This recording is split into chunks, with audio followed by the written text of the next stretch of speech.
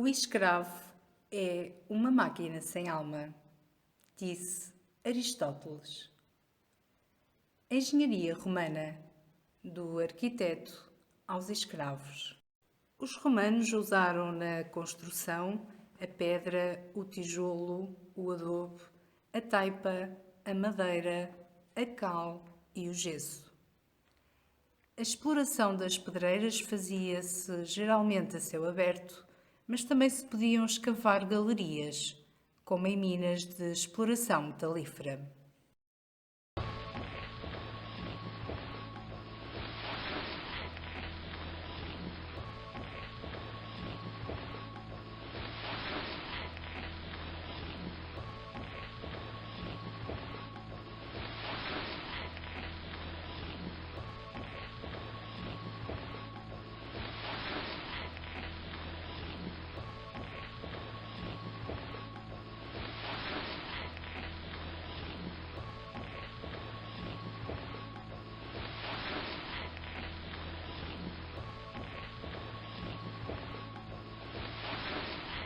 Às pedreiras davam os romanos o nome de quadraria. As fendas ou fissuras naturais da rocha eram aproveitadas para introduzir as cunhas de madeira ou de ferro, marteladas com malhos de madeira.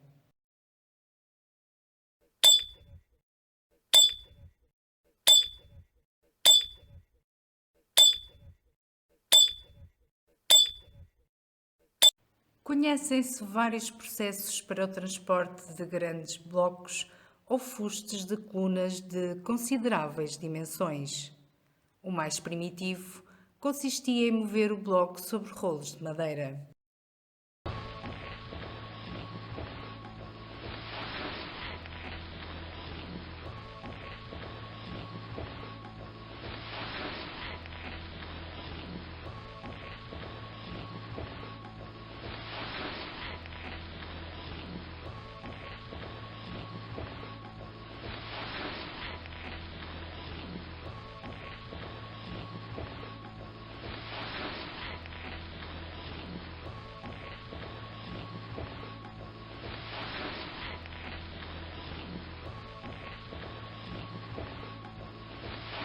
O transporte sobre zorras era outro processo conhecido.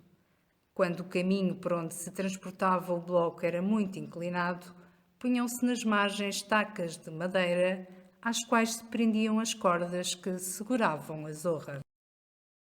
O transporte de fustes de coluna ou grande bloco paralelepipédico era simples, mas engenhoso. Uma armação retangular de madeira tinha, no meio dos lados menores, um furo por onde se metia um eixo de ferro que se cravava em orifícios aberto no topo.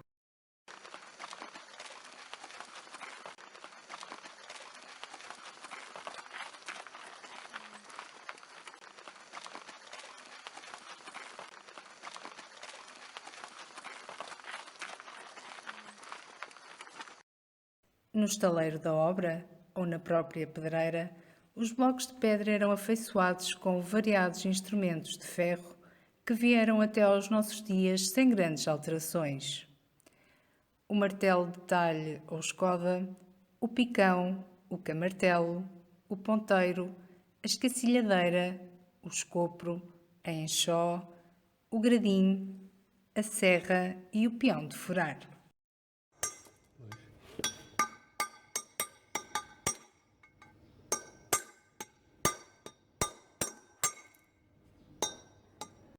Não se podia, porém, fazer obra sem instrumentos de medida. A régua, de madeira, bronze ou osso, geralmente de um pé, estava dividida em palmos e em dedos. O esquadro e o compasso eram outros instrumentos essenciais. Mais usados na própria construção do que no afeiçoamento dos blocos, havia o nível de bolha de ar e o fio de prumo. Quando a construção atingia uma certa altura, começava a pôr-se o problema da elevação dos blocos. Podia ser árduo de resolver quando os blocos eram pesados e grande a altura a que havia de erguê-los. A cábria era uma máquina constituída por dois grossos barrotes armados em V invertido e inclinados.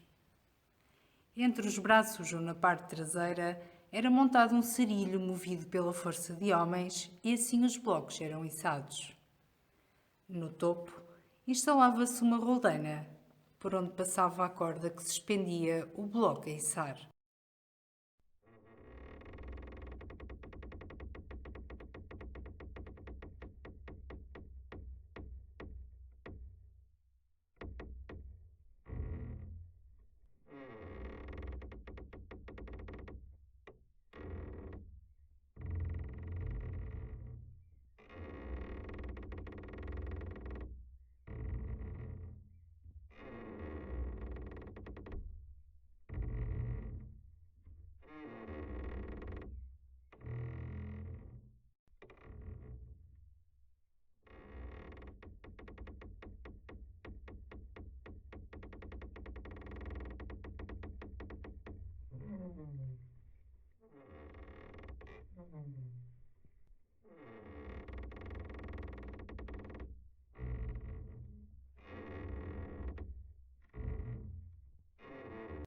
A máquina para erguer colunas era constituída por um eixo que articulava dois grossos troncos dispostos em esquadro. Sobre o tronco horizontal manter-se-ia a coluna. Através de um cabrestante posicionado à frente, o esforço continuado dos homens fazia rodar a máquina e a coluna até esta atingir a posição vertical.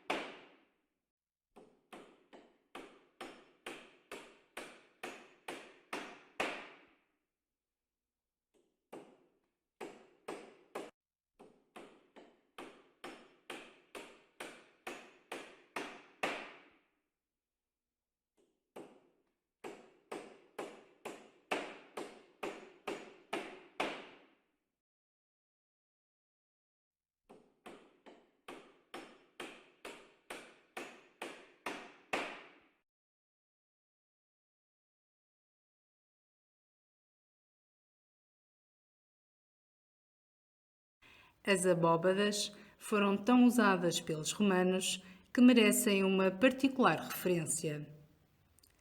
A invenção do opus caementicium permitiu a construção de verdadeiras abóbadas que implicavam a utilização de um molde ou cofragem de madeira chamado cimbre.